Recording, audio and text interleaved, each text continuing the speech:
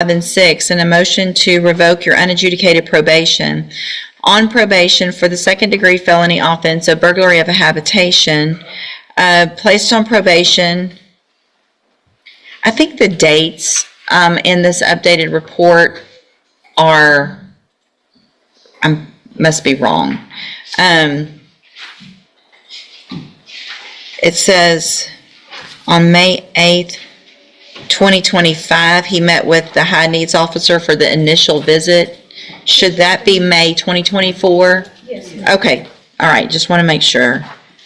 So, placed on probation back in April of 2024 for that offense.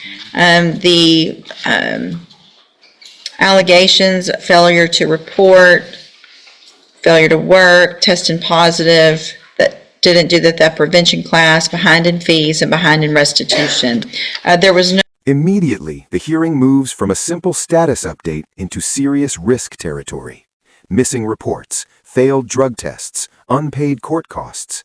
Each one alone counts as a violation, but combined together, they create a pattern probation officers and judges see as defiance instead of difficulty. That difference can determine whether someone walks free or goes to jail. No agreement, is that correct? That's correct. That's correct, yes. Mr. And I've received an updated pre-sentence report. Has everyone had an opportunity to review that report? You have, Judge. Any additions or corrections to that report?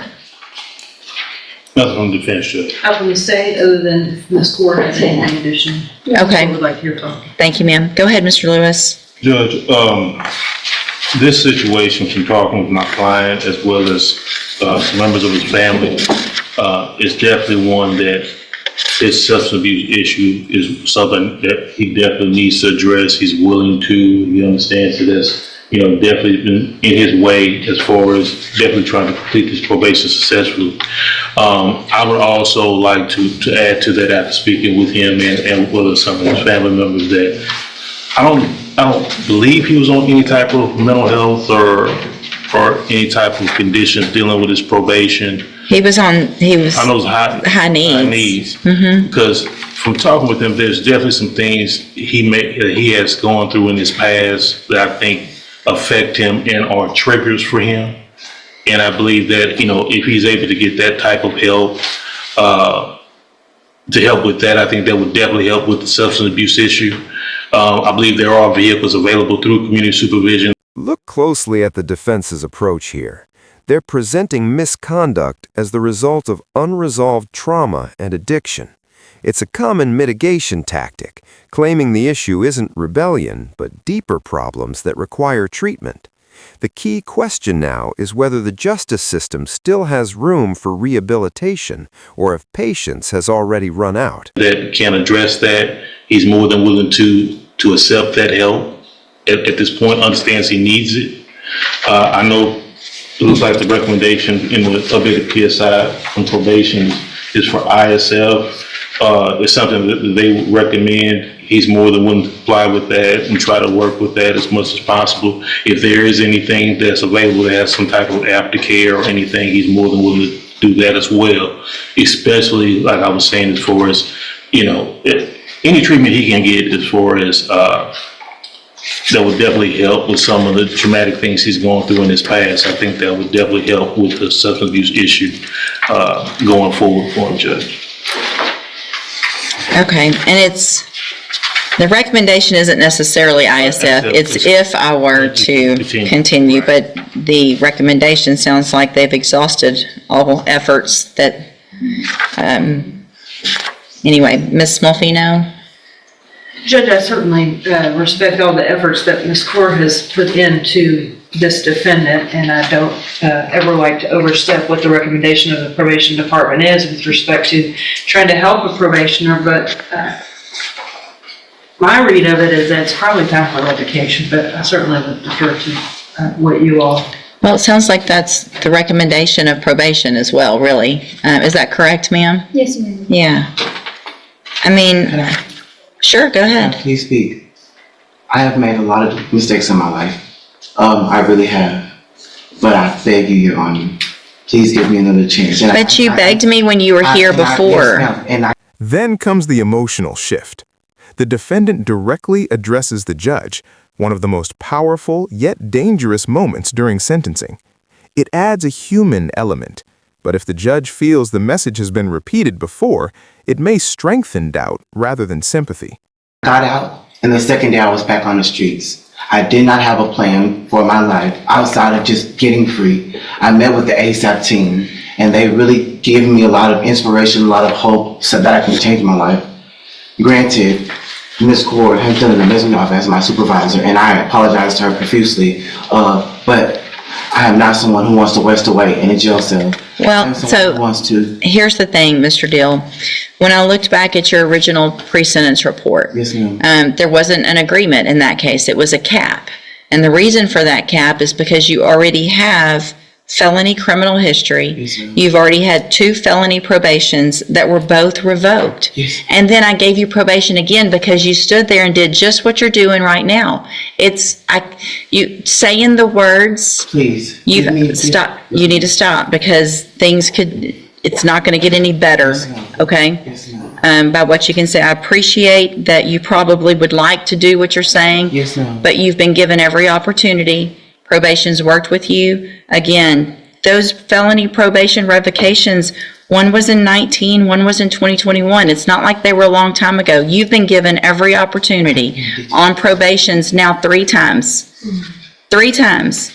And she worked with you. When I'm reading through this pre-sentence report, Ms. Core tried to contact you. She tried to. This marks the critical moment. The judge isn't focusing only on today's violations. She is reviewing the full history of behavior. Previous probation revocations in 2019 and 2021 turn these actions from isolated errors into what courts often interpret as repeated chances that were lost. Past decisions don't just follow a person, they speak for them. Reschedule. I was just texting her. I was homeless. I've been homeless a lot of my life. But that's what probation's for, is to help you. You have to go to probation. You can't keep using those things as an excuse. Yes, ma'am. All right, so I'm going to find that you entered your pleas of true to counts 1 through 6 freely and voluntarily. Yes, ma'am. Find those counts true. Find sufficient evidence to find you guilty, and at this time, find you guilty of burglary of a habitation. Going to sentence you to a term of 5 years in the institutional division of the Texas Department of Corrections. You will receive credit on that sentence for any time that you've been in custody that the law gives you the right to receive. I'm going to 5 years. And notice the legal details. Credit for time already served, restricted appeal rights, and a ban on firearm possession. These are not minor formalities. They affect life after incarceration, especially the weapon restriction, which can influence housing, job opportunities, and even personal safety choices long after release. hand you the trial court certification. I need you to sign that with Mr. Lewis. It shows that this was not an agreement, so you do have some limited rights to appeal. I'm also handing you a written admonishment regarding your ineligibility to possess a firearm or ammunition. Because of the judgment entered against you, you're ineligible under Texas law to possess a firearm or ammunition. Possession of a firearm or ammunition could lead to charges against you. Firearm is a legal term, and you should read that written admonishment I provide you to see what devices qualify as a firearm. If you have questions about the laws that make you ineligible to possess a firearm or ammunition, or about how long that lasts, you can talk to Mr. Lewis. Yes, ma'am. I understand this isn't what you want. Take advantage of it, and when you get out, take advantage of opportunities in the community, because there are some that can help you. Thank you. All right? You can go back with Say the, one last thing to you, Judge. I will change my life. I hope so, for you. For me. Yeah, I hope so. I really, truly do. All right, sign that document, please, sir. Good morning, sir. Are you Esker Boykin? Yes, ma'am. And will your client waive the formal reading of the indictment? He will, Your Honor. Mr. Boykin, in cause number 25 DCCR 0351, the state has elected to proceed on the lesser included offense of a Class A misdemeanor assault from March 5th of 2025. And how do you plead to that charge? No contest. Are you pleading no contest freely and voluntarily? Yes. I have here on the computer some documents that have your signature on them that the state has marked as Exhibit Number 1. Before you signed those documents on the computer, did you go over them with Mr. Parker? What's that paper, computer we went over? Yeah. And do you understand what you signed with him?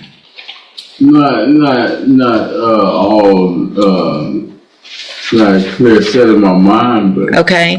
Well, do you understand that if I follow this agreement that you've made, which is for a 2-year deferred probation, that you wouldn't be able to change your mind later? yeah. Okay? And you understand that the agreement that you've What reached, is probation? It's So- the first time It's flex. criminalized as a criminal. so, Locked up as a criminal. All right. It's affected this all. right, understand, Mr. Parker? As I know, I was in jail and I blacked out. Then the next thing I know, I'm in the hospital. Okay, I go to spinal top now. I understand.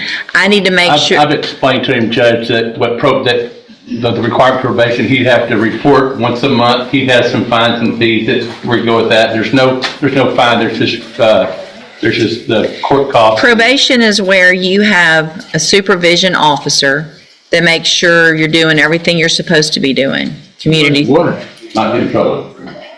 In trouble for what? So here's what I'm going to do. I'm going to reset the case, Mr. Boykin. I'm going to have a doctor come visit with you to make sure you understand everything that's going on before we go forward, okay? So when they come out to the jail or visit with you online, you need to make sure and visit with them, answer all their questions. Sit in jail? Yes, sir. I got to make sure, Jesus Christ, no. I got to make sure you understand everything No, that's going my on. first time blacking out like that. I was in jail and I Okay. didn't get fed. I was naked Okay. and You- I blacked out. We're going to go back with the That's my bailiff. first time I was doing anything like this. We're going to make sure you can go back with the bailiff. Go ahead. Oh. Yeah. I do have. I'm going to delete that paperwork.